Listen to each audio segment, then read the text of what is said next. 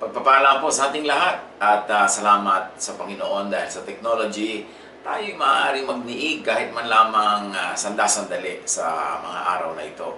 At tayo po ay taus-puso at buong pagmamahal na bumabati sa Day by Day Australia, particularly sa Day by Day Melbourne, at ganoon din naman sa Day by Day New Zealand. Tatlo po ang kapatiran natin dyan, Day by Day Wellington, Day by Day Hamilton, at Day by Day Christchurch. Nawa, kayo po ay abutin ng ating pagninig na ito through live stream na nagagalak sa Panginoon at patuloy na nakahandang tumanggap ng kanyang maraming mga pagpapala. Ganon din naman sa mga kapatiran natin sa West Asia. Sa inyong lahat, ang pagpapala ng Panginoon ay sumaatin.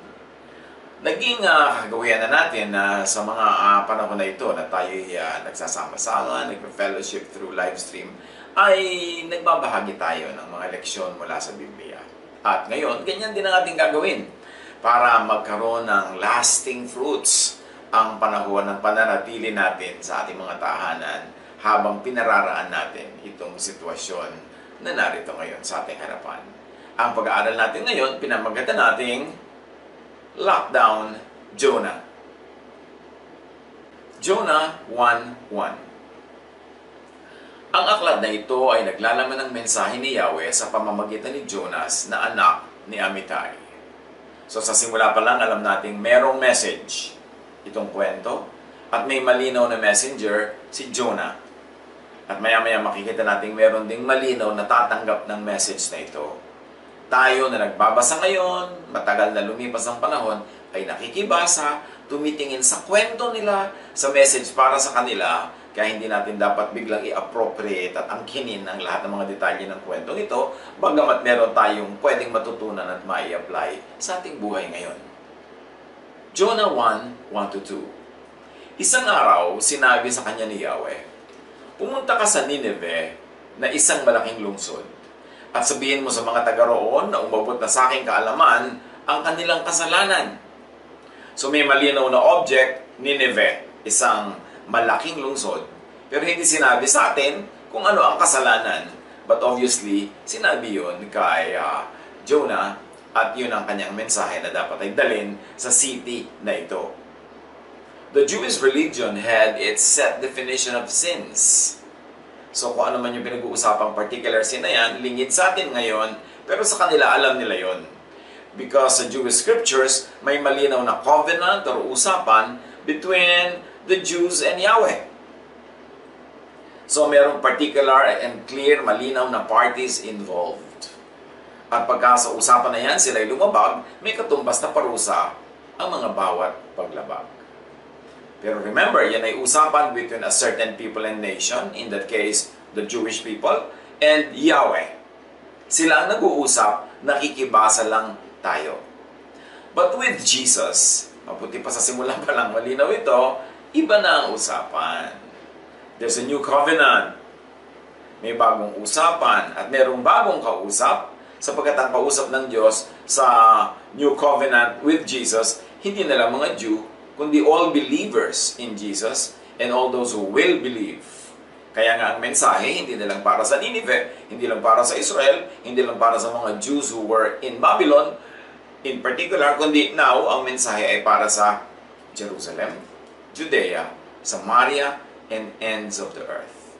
And remember, maraming commands na ibinigay si Yahweh sa bayang Israel. Pero isa na lang ang ibinigay ng Diyos through Jesus. And this command is to love. So dapat sa simula pa lang malinaw sa atin na iba ang order, ang world order nung Jewish world before Jesus. At iba naman yung Christian world or the world of the Jesus followers after Jesus had been born and had given the world the message of God, which then was no longer limited to Israel, but to all people who will believe. So linawin natin, iset natin yan bago tayo sumangkot sa kwento nitong si Jonah. Because ang tendency ng marami, makikisangkot ka sa kwento ng mga sa Jewish scriptures, kwento ng dealings between Yahweh and the Jewish nation, tapos i-imagine mo ngayon na ikaw yung Jewish nation, na sa'yo ibinigay yung utos na yun, yung ginawa ng mga Jews, gagawin mo rin. No. It's particular to them. It is clearly for them, not for all people. Sila ang kausap sa covenant. Kaya tayo'y nakikibasa, pero nakikipaghimalay, humahanap ng mga lesson na universal na pwede nating i-apply sa buhay natin ngayon, pero hindi tayo magpe-pretend na tayo yung kausap at buong-buo nating i-appropriate at i-apply sa atin yung naganap nun, particularly sa kanila. Dapat malinaw, Jesusness is not Jewism. Diyan maraming kalituhan ng Christian eh. Anong pinagkaiba ng Christianity sa Judaism? Anong pinagkaiba ng usapan ng Diyos through Jesus with the believers in Jesus at usapan ni Yahweh noon sa nation of Israel? Jesus believers and followers define and look at sin from the Jesus perspective. Kaya hindi pwedeng kukopihin walang lagi yung mga confession, yung mga repentance ng mga Israelites noong unang panahon. Kasi iba yung sins nila, iba yung usapan nila with Yahweh kung ano ang sin. At ngayon, iba naman with Jesus kasi isa lang ang command na ibinigay. Of course, lahat ng mga magaganda, mabubuting katuruan ng Jewish scriptures ay maaari at dapat lang na i-apply ng mga Jesus believers kung ito ay hindi labag sa Jesusness. Kaya dapat padadaanin sa Jesus filter. Hindi yung parang hindi naman nangyari sa Jesus. Paghahalu-haluin mo yung Jewism and the teachings of Jesus, ang magiging bunga niyan is confusion. So, Jesus believers and followers define and look at sin through the Jesus filter. And by the standards of Jesus' only command, which is love. What is unloving to Jesus, that is what is sinful to us. And unloving religious regulations are sinful. Unloving religiosity is sinful. Bagamat alam natin that by the standards of the Jewish scriptures, marami silang very unloving practices in the name of the law and for the sake of the law. Pero yon ay standard nila nung panahon nila, nung Jewism ang sistema. At hindi yun pwedeng i-import whole, buo sa Christianity or sa Jesusness. Diyan kasi nang gagaling ang maraming sometimes stress and confusion. Now, sin as defined by Judaism is different from sin as defined by Jesus. Alam natin yon. Kaya nagagalit yung mga Jewish leaders, yung mga teachers of the law and the Pharisees kay Jesus. Kasi ang kanyang reading and interpretation and application of universal heavenly truths ay may mga hindi laging tugma sa mga traditional reading ng Israel. So, sin as defined by Judaism is different from sin as understood and articulated by Paul, which of course he learned from the Lord Jesus. Walang 1:1 correspondence ang Jewish scriptures at ang Christian scriptures. Ang Gospels, merong mga area of commonality, merong pare-pareho namang tinuturo at magandang parehong i-apply, pero merong unique teachings si Jesus na hindi swak doon sa matandang katuruan ng Jewish scriptures. At meron din katuruan yung Jewish scriptures na hindi swak sa mga teachings ni Jesus. Kaya nga sila mismo nung panahon na yun nagkaroon ng conflict hanggang ipinapatay nila si Jesus. Sa mga Jesus believers, dapat yan malinaw. The new order under Jesus cannot be measured by the standards of the old order. Cannot be made to fit in the frame and mold of the old order. And cannot be limited to the mold of the old order. This is a mouthful. Medyo seryoso ng konti na pag-aralan, medyo kailangan ng konting pag-concentrate. Pero we have all the time and we have all the space to be able to do that. At maganda kasi ma-establish din ang ganyan mga bagay. Kasi itong story ni Jonah ay maaaring napakadaling i-apply ng maraming tao ngayon sa buhay nila at magkaroon ng kuminsan ay pagkakabisala sa 1:1 application. Kaya nililinaw natin yung mga pagkakaiba. Now, sa tuloy ang kwento. Jonah 1:3. Sa halip na sumunod, ipinasya ni Jonah sa takasan si Yahweh. Nagtungo siya sa Joppa at doon ay nakatagpo ng isang barkong patungong Tarsis. Pagkatapos na magbayad ng pamasahe, sumakay siya sa barko upang maglakbay kasama ng iba pa mga pasahero patungong Tarsis. Sa ganitong paraan ay inakala niyang makakatakas siya kay Yahweh. So, tumatakas sa message, itong si Jonah, tumatakas siya sa assignment. At sa imbes na pumunta siya sa Nineveh na ina-assign ni Yahweh, kabaligtarang direksyon ang pinuntahan niya, sumakay siya ng barko. na maraming katumbas ang message na yan sa buhay natin ngayon, yung assignment na yan, yung pagtakas at yung barko, pero gawing personal lamang ang basa at application ng aral. Kasi wala na ang original context. Remember, nakikibasa lang tayo. Meron tayong mapupulot dyan, meron tayong matututunan, pero hindi pwedeng buong-buo, isipin mong ikaw si Jonah, yung barko ang buhay mo, etc. etc. Nagagawa tayo ng ganong correspondence, ganong pagtutumbas, pwede tayong magkabisala sa pag-a-apply niyan ng mga katotohanan. Jonah 1:4-5. Ngunit nang sila'y nasa laot na, nagpadala si Yahweh na isang malakas na bagyo, kaya't halos mawasak ang barko. Dahil dito, labis na natakot ang mga tripulante, kaya't silang lahat ay humingi ng tulong sa kani-kanilang Diyos. Pagkatapos, inihulog nila sa dagat ang mga kargamento para gumaan ang sasakyan. So nakikita natin yung plurality of the culture of the people who were on the boat. Iba-iba ang kanilang bansa, iba-iba ang kanilang relihiyon, iba-iba ang kanilang mga tinatawagang Diyos. At dahil sa lakas ng bagyo, natakot sila, kaya pinaguhulog nila sa dagat yung napakahalagang dala nila. Kaya nga sila nagbabarko para magdala ng mga cargo na yan. Pero para pagaanin ng barko, para hindi sila tuluyang mapahamak, inihagis nila. Siyempre sa buhay natin may mga universal correspondence yan, equivalents, na kung gusto nating lumampas sa isang mahirap na kalagayan, meron tayong mga i-give up. Meron tayong mga kailangang ihagis overboard para gumaan ang ating paglalakbay. Kayo na ang mag-apply niyan kung ano yon.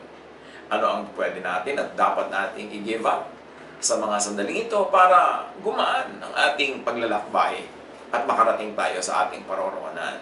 May kanya-kanya tayong mga dala-dala na pwede nating i-give up, pwede nating isa-isang tabi dahil mayroong mahalagang dapat gawin, and that is to go through the travel with the least baggage. Kailangan travel light. Jonah 1:5. Samantala, si Jonas naman ay mahimbing na natutulog sa isang sulok sa ibabang palapag ng barko. Si Jonah na dahilan ng bagyo, clueless, manhid. Natutulog lang siya, samantala ang lahat ay nag-aalala. Pero meron tayo isang lesson dito, mga kapatid, na nasa iyo na ang reaction mo sa bagyong dumarating, sa crisis, sa difficulty, sa trouble, sa challenge. Merong nervyos, takot na takot. Meron namang nadadaan niya sa tulog, nadadaan niya sa pahinga. So, it's not really the storm outside, but what is going on in your mind, in your heart, doon ka bubuo ng reaksyon sa nangyayari sa iyong kapaligiran. Jonah 1:6. Nakita siya ng kapitan at ginising. Ano't nagagawa mo pang matulog? Bumangon ka't manalangin sa iyong Diyos. Baka sakaling kawaan niya tayo at iligtas sa kamatayan. Very clear dito yung religious tolerance. Hindi pinilit nung kapitan na si Jonah ay magdasal doon sa dinadasalan ng kapitan. Sabi niya, magdasal ka sa iyong Diyos, kami magdadasal sa aming Diyos. In other words, there was this religious tolerance which was prevalent in ancient times. Bago umuso yung very massive mission work of the religions, merong ganong klaseng tolerance, ganong klaseng pagtatalastasan ang mga tao sa daigdig. Even the Jews did not impose their religion on the world at that time.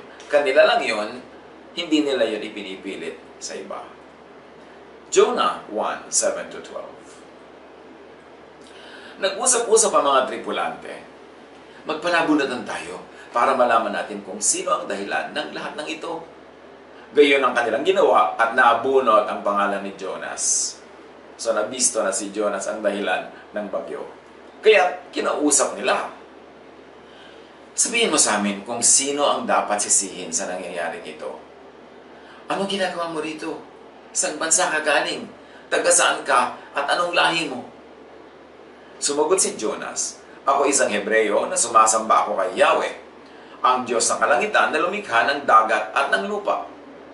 Sinabi ni Jonas na tinatakasan niya si Yahweh. Nakadama ng matinding takot ang mga nakarinig, kaya sinabi nila kay Jonas, napakalaking kasalanan ang ginawa mo. Tinatakasan mo ang iyong Diyos. Tinatakasan mo ang lumikha ng dagat, ng lupa, ng langit. At paano mo tatakasan? Eh kung siya ang lumikha ng kalangitan, dagat at lupa, kahit sa kapupunta, nandun siya. Tama nga naman. Paano mo tatakasan yung Diyos? Nandun siya sa lahat ng lugar. Ito pwedeng maging negative doon sa tumatakas, pero doon sa mga kailangan ng tulong ng Diyos, yung kailangan ng kanyang pag-aaruga, yung kailangan ng kanyang proteksyon, comfort yan. Kasi laging nasa lahat ng lugar, lahat ng dako, lahat ng oras, ang Diyos. Sa pagpapatuloy, verse 11. Lalong lumakas ang bagyo, kaya tinanong nila si Jonas, ano ang dapat naming gawin sa iyo para pumayapa ang dagat?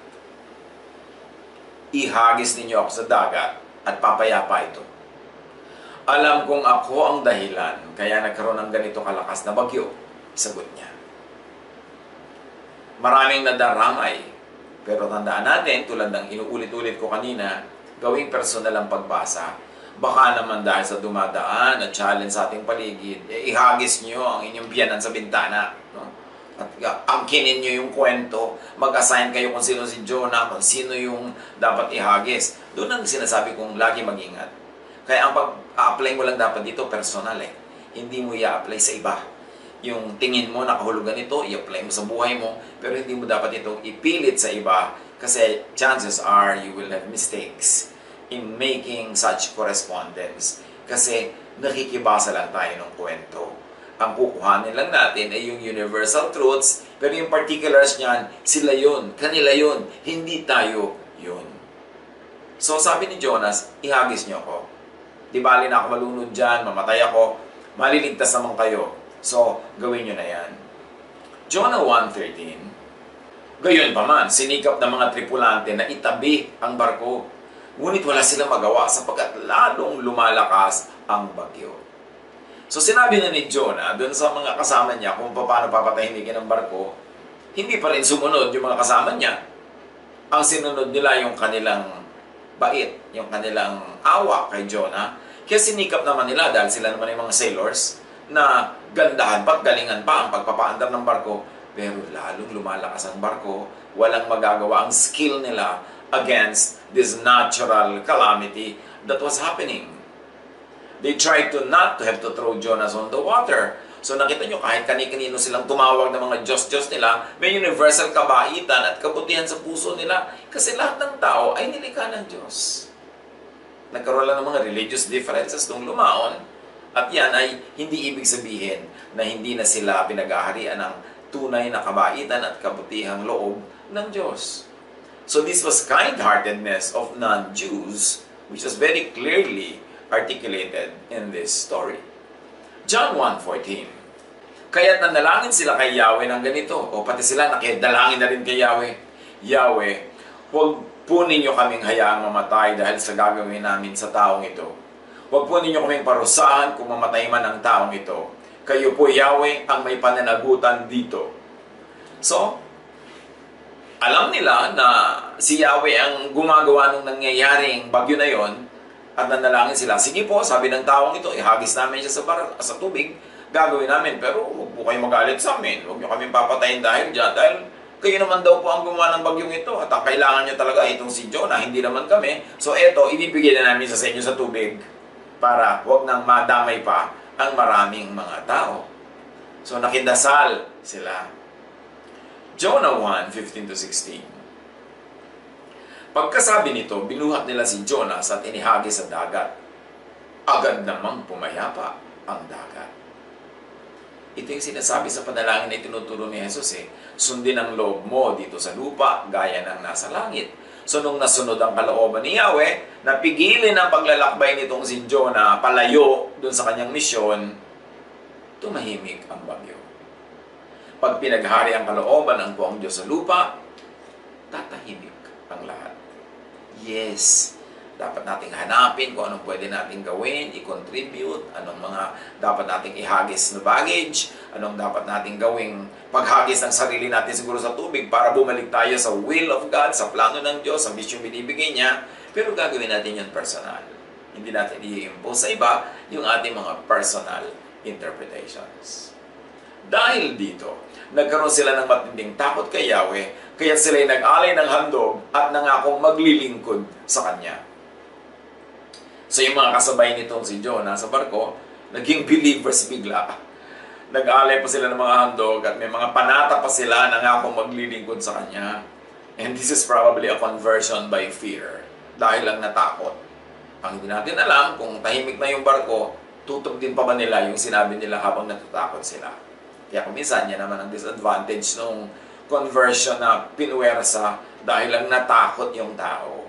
Kaya mas maganda yung hindi lang dahil natatakot ka, hindi lang meron kang gusto masolve ng problema, kaya ka nagdadasal, kaya ka nag-offering, kundi dahil talagang dinapuan ka ng pananalig at naunawa mo na ang Diyos ay dapat mo talagang kilalanin, sambahin at paglingkuran.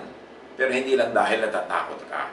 Kaya hindi magandang ipanakot ang crisis, hindi magandang ipanakot ang mga bagyo, ang mga bulkan, ang mga kung ano-ano, para lang ang tao biglang lumapit sa Diyos. Kasi pag nawala na yung danger, ano naman ang assurance na mananatili siya doon kung lumapit lang siya sa Diyos para mawala yung danger. Kaya mas malalim dapat ang panghawakan para ang tao ay lumapit sa Panginoon. Jonah 1:17. Sa utos ni Yahweh, nilamon si Jonas ng isang dambuhalang isda at siya nanatili ng 3 araw at 3 gabi sa tiyan nito. At itong tinatawag nating lockdown. The Jonah lockdown. Kaya naging lockdown boy itong si Jonah. Marami mga lockdown sa Biblia eh. Pero tingnan nyo, nung nagpahagi si Jonah, alam niya na ang susundin niya ay yung kalooban ni Yahweh. Hindi naman siya nalunod. May lumulun sa kanya na isang dambuhalang isda. Buti na lang malaking isda, so hindi masikip. Yung kinalagyan niya, yung tiyan ng isda maluwag. Eh kung maliit lang yun, hindi ang sikip-sikip. So, dambuhalang isda ang lumulun sa kanya. Hindi siya hinayaan ng Diyos na magpunta doon sa pusod ng dagat, sa ilalim ng tubig. May kumuha agad sa kanya. Bakit? Kasi yung hakbang ng paghahagi sa kanya at ang pag-volunteer niya, hakbang yun sa pagsunod kay Yahweh. Pagsunod sa kalooban, titigil na siya sa direksyon na papalayo doon sa Nineveh na pinupuntahan ng barko. So, sa pagbaba niya sa barkong yon, sa pagkakahagi sa kanya, natigil na ang paglayo niya at maaaring magsisimula na ngayon ang paglapit niya at pagsunod niya sa kalooban ni Yahweh.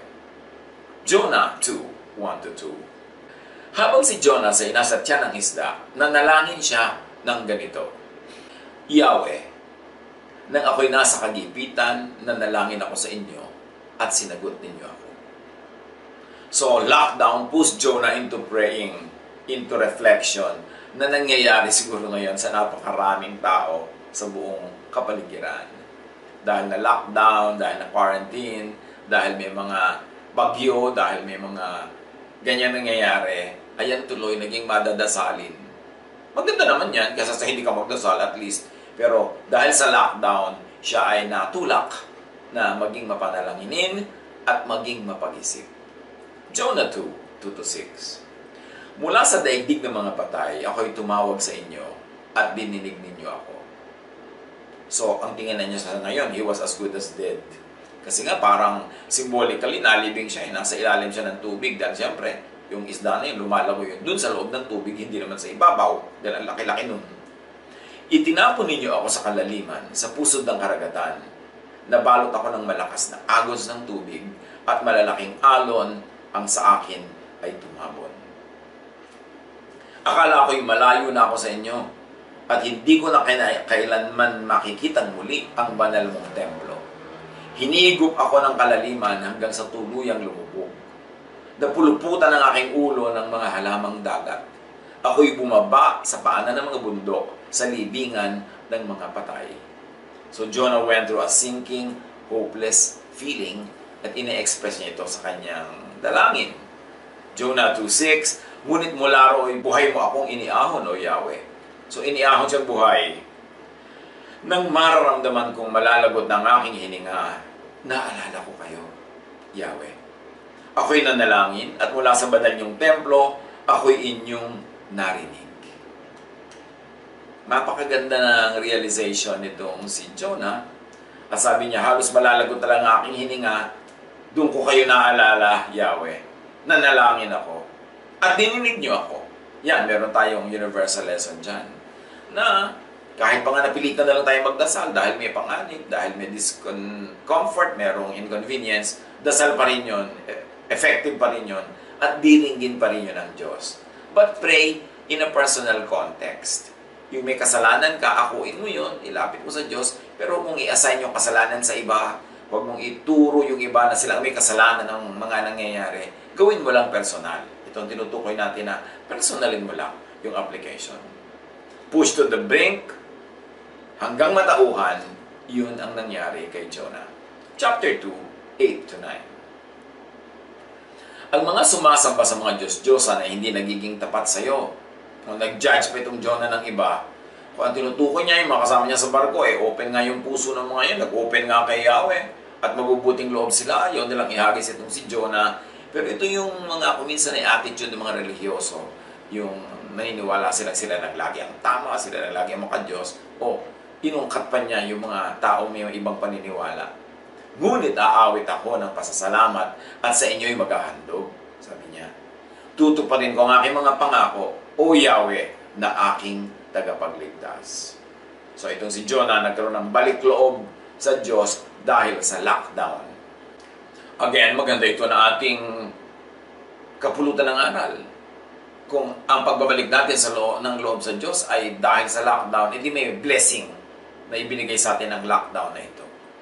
Kung tayo ay makakapag-aral ng kanyang salita, meron tayong mga kaliwanagan na aabutin, merong mga katuruan na mauunawa, at merong mga pagbabago tungkol sa ating buhay at magiging mas maka-Diyos tayo, makatao, mas mabait, di napakaganda ng napala natin sa quarantine, sa lockdown, na napuwersa tayong mag-isip at manalangin tulad ni Jonah na nasa loob ng tiyan ng isda, napuwersa na mag-focus sa Diyos. Jonah 2:10. Pagkatapos inutusan ni Yahweh ang isda na iluwa si Jonas sa dalampasigan. You see? Lockdown lifted. Natapos ang quarantine. Natapos ang lockdown. Bakit? Natutunan na kasi ni Jonah yung dapat matutunan. Napagsisihan na ang dapat pagsisihan. Naipanalangin na ang dapat ipanalangin. At nakipagkasundong muli sa Diyos. Na-renew ang kanyang covenant, ang kanyang usapan, ang kanyang pakikipagkasundo sa Diyos. Therefore, tapos na ang lockdown. Yung lockdown naman para lamang siya ihiwalay sa iba niyang mga concerns para makapag-focus siya sa Diyos. Ito kaya pwede nating i-apply sa ating personal na buhay at sa buhay ng lahat ng mga taong apektado ng lockdown sa lahat ng dako, na ito ay isang wake-up call. Ano ang kasalanan natin personally? Ano ang pwedeng kasalanan natin bilang human race? Sobrang ba tayo nagpabaya sa kalikasan? Sobrang ba nating binibigyan ng imbalance ang nature na tuloy kung ano-ano mga kombinasyon ang nangyayari sa biology, sa paligid natin? Ano ang mga pagkukulang natin individually, as a family, as a society, as a religious group, as a nation, as humanity around the world? Yan ang magandang pagtuunan ng pansin during the lockdown. At pag natutunan na natin yung lesson, nagawa na natin yung pagbabagong loob, at alam na natin ang gagawin, hindi naman imposible na matapos agad ang lockdown na yan. Kaya samantalahin natin sa pag-iisip. But once again, sino naman tayo to speak for the whole humanity, ihingi ng tawad ng mga kasalanan ng buong humanity? Anong kasalanan kaya yun? Anong i-assign natin na kasalanan? So gawin natin personal. Pag-isipan natin ang ating mga pagkukulang sa Diyos. Ihingi natin ang tawad. Ayusin natin ang ating isip. Magkaroon tayo ng plano how to emerge from this as better people. Di mayroong napakalaking blessing na nakalaan pag nagkaroon na tayo ng ganong kaliwanagan. Jonah 3:1-3. Muling sinabi ni Yahweh kay Jonas, pumunta ka na sa lungsod ng Nineveh at ipahayag mo ang mga ipinapasabi ko sa iyo. Hindi naman sinabi sa atin kung ano ipinapasabi. Between God na lang yun and Jonah. Nagpunta na si Jonah sa Nineveh. So sumunod na siya dahil sa lockdown. Dahil na puwersa. Pero maganda't sumunod pa rin. Jonah 3:3-5. Malaki ang lungsod na ito. Aabutin ng 3 araw kung ito ay lalakarin. Siya'y pumasok sa lungsod. Pagkaraan ng maghapong paglalakad, malakas niyang ipinahayag. Gugunawin ang Nineveh pagkaraan ng 40 araw. So, merong prescribed time. Naniwala ang mga taga roon sa pahayag na ito mula sa Diyos. Kaya nag-ayuno silang lahat at nagdamit ng pangluksa bilang tanda ng lubos sa pagsisisi at pagtalikod sa kanilang mga kasalanan. So ayon sa kanilang tradisyon, ayon sa kanilang relihiyon, ayon sa kanilang kinagisnan at mga kostumbres, sila ay nag-ayuno, nagdamit ng pangluksa bilang pagpapakita ng kanilang pagsisisi. Ngayon, yung bang pag-aayuno, pagluluksa, dapat kopyahin ng lahat ng tao sa lahat ng panahon. We must never forget that it was unique to them. It was their way. It was their system. At ang bawat tao, ang bawat bayan, ang bawat pamilya, ang bawat lipunan, may iba't ibang paraan ng pagpapakita ng kanilang pagsisisi, ng kanilang pagbabagong loob, ng kanilang kaliwanagan. Kaya, maaaring gawin yan, pero hindi naman tayo obligadong kopyahin yan. Kasi hindi naman tayo iniutusan na kopyahin yan. Yan ay ginawa nila, ay kinukwento sa atin, nasa sayo kung gusto mong kopyahin or not. Pero, ba't mo naman kopyahin kung hindi naman yun ang iyong kaugalian at hindi naman ganon ang usapan ninyo ng Panginoong Diyos dahil nagpakilala siya sa iyo through Jesus in another way. Mga bagay na challenging pag-usapan at nakakakomisay, nakaka-challenge na pag-isipin mabuti. Pero ang mahalaga, ang makuha natin yung ideya. The people recognized and acknowledged yung mga pagkukulang nila at handa silang yun ay pagsisihan at ipinakita nila yon sa paraan na ganoon ang paraan ng kultura nila. So ang lahat, responsive. Nag-ayuno, nagdamit ng pangluksa. Naging malinaw sa kanila ang mensahe ng Diyos kung ano ang kasalanan nila. Well, hindi yung tulad kuminsan ng mga gaya-gaya lang. Hindi naman natin alam kung ano nga ba. Pag sinabi mong, may pumutok na bulkan, o kaya may tsunami, o may lindol, kasi may kasalanan. Anong kasalanan? Sino magsasabi kung anong kasalanan yon? Sino ang may kasalanan? Yung mga Jews, yung mga tao dito sa Nineveh, yung mga tao pinag-aaralan natin, pwede silang magsisi kasi alam nila kung ano yung kasalanan nila dahil may malinaw na usapan sila ni Yahweh. Nilabag nila yon, alam nila ang consequence. Pero para i-assign mo sa iba yung pagsisisi nila, hindi naman kasali yung iba na yon sa usapan nila at ni Yahweh, that will be stretching the application of the story. So, importante na unawa natin kung hanggang saan tayo kukopya at kung hanggang saan tayo pupulot lang ng mga aral. Jonah 3:6-9.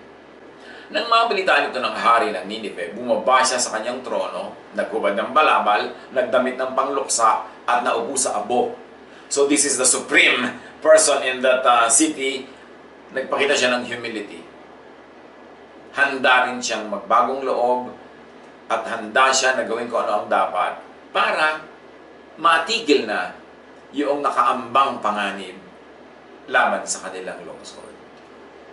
At ipinasabi niya sa mga taga-Nineveh, ito'y utos ng hari at ng kanyang mga pinuno. Walang dapat kumain ng anuman, wala ring iinom, maging tao o hayop. Lahat ng tao at hayop ay magdadamit ng pangluksa. Taimtim na manalangin sa Diyos ang bawat isa. Pagsisihan ang lahat ng mga nagawa nilang kasalanan at iwan ang masamang pamumuhay.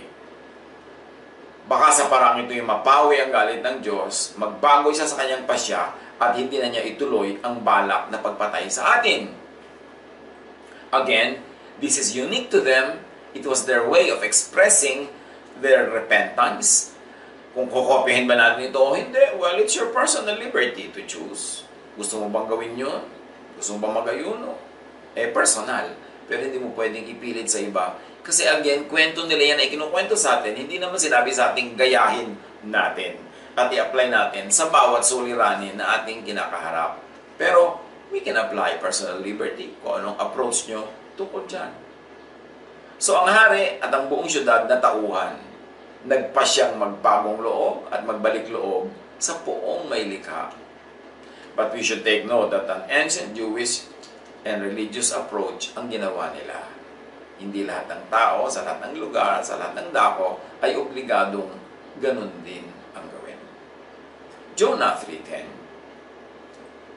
Nakita ng Diyos ang kanyang pagtalikod sa kasamaan, kaya hindi na niya pinarusahan ng mga ito tulad ng kanyang naunang sinabi. So God is also responsive. God does not change. God only changes approaches and dealings when people change their ways. Ano-ano pa ang mga lesson na pwede nating makuha sa pagkahaba-habang reading na ito? Hindi naman pwede kasi putol-putulin kasi dapat makarating tayo doon sa dulo. So, anong mga pwedeng lesson? Kung may lesson or application man, make it personal. Huwag mong obligahin ang lahat na yung mga meaning na ibinibigay mo sa kwentong ito ay yun din ang maging meaning nila. Huwag umimbento ng universal theology out of this. Do not misappropriate the Jewish scriptures to universal, non-Jewish issues. Kasi yun ang dealing ni Yahweh sa kanila. Huwag needlessly kopyahin ang ancient Jewish practices. Although kung gusto mong gawin, personally lang, at hindi naman makakasama sa iyo, why not? Pero huwag mong obligahin ang iba na merong ibang convictions. Katulad halimbawa ng national repentance. Citywide repentance sa Nineveh at sa Israel, madalas national repentance. Bakit national repentance ang ginagawa nila? Kasi yung buong nation nila ang kausap ni Yahweh. Yung buong nation nila ang kasangkot sa covenant. So pag may pag-break sila, dapat national din yung repentance. Pero yung national repentance ng Israel, na buong nation kausap ni Yahweh, hindi naman pwedeng i-apply yan sa lahat ng nations of the world na hindi naman sila kasali sa usapan na yun. Pwede sila mag-repent kasi alam nila kung ano yung kasalanan nila. Dahil alam nila kung ano yung usapan, ano yung mga provisions ng covenant. Pag binibreak nila, alam nila, so they can pinpoint the sin and they can repent. Pero in a more universal setting, outside of the limited area of Israel or of Nineveh, sino ang makapagsasabi na kung may nangyayari ay dahil may kasalanan, dahil nagagalit ang Diyos, o dahil lang may ibang dahilan? Doon tayo dapat magpapalawak ng isip sa pag-apply at hindi kailangan kopyahin ang buong buo yung nababasa natin tungkol sa mga taong ito dahil meron silang sarili nilang konteksto. Yung kwento ay kanila, hindi atin. Meron lang tayong pwedeng pulutin na leksyon, pero hindi natin kailangan gayahin ang lahat ng ginawa nila sa buhay. Jesus believers are not Jewish. So hindi kailangan kopyahin ang ancient Jews. Istorya nila yun. May distinctive teaching and style si Jesus. And many Jewish laws and practices were even canceled by Jesus. Iniba niya ang reading, iniba niya ang interpretation, yung iba outright na cancel. Mga dietary laws, mga laws on the Sabbath, mga laws on purity, yung ceremonial purity, clinical purity, marami. Maraming itinuro si Jesus na hindi swak doon sa old mold of the old Jewish scriptures. Kaya nga galit sa kanya yung mga teachers of the law and the Pharisees. Now, Jesus believer ka, Jesus follower ka, dapat alam mo na iba naman ang identity mo ngayon kaysa sa mga ancient Israelites. Hindi ikaw sila, hindi tayo sila, iba sila noon. They were governed by their own traditions, by their own laws, and by their own covenant with Yahweh, which we are not party to. Nakikibasa lang tayo. Hindi nagturo o nagpractice si Jesus ng widespread fasting for a cause, for instance. Although, hindi naman masamang gawin yun. Baka nga meron pang benefit, pero hindi kailangang requirement at hindi tayo obligadong kopyahin. Napakahalaga na isipin natin na yung 40 days fast ni Jesus, that was the first and the last recorded fast of Jesus. It was even developmental. It was part of a process na pagkabaptize sa kanya, kailangan may mga mangyari sunod-sunod. At yun ang naganap. He went to the desert, and certainly there was nothing to eat there. And well, we believe that there was also a determination on his part to focus on the spiritual event that was unfolding. That was the first and only fast of Jesus recorded. And there's no recorded event na nagturo siya sa mga tao to have a widespread public fast about an issue. Although, kung gusto ng mga tao ngayon gawin yun, hindi naman yun pinagbabawal at hindi naman yun masama. Huwag lang gawing must. Huwag gawing requirement. At hindi tayo kailangang mangopya ng ancient Israelites kasi iba ang usapan nila with Yahweh at iba ang usapan natin ngayong mga Christians with God through Jesus. Mark 2:18-20. Now, John's disciples and the Pharisees were fasting. So, si John kasi is a prophet of the Old Testament. Siya ang last prophet of the Old Testament. So, mahilig din siya mag-fast. Mga Pharisees, mahilig mag-fast. Some people came and asked Jesus, "How is it that John's disciples and the disciples of the Pharisees are fasting, but yours are not?" So napansin na nila agad yun. Bakit si John at kanyang mga disciple, but yung mga Pharisees, lahat sila nagfa-fast, pero kayo hindi, mga followers ni Jesus? Jesus answered, "How can the guests of the bridegroom fast while he is with them? They cannot, so long as they have him with them. But the time will come when the bridegroom will be taken from them, and on that day, they will fast."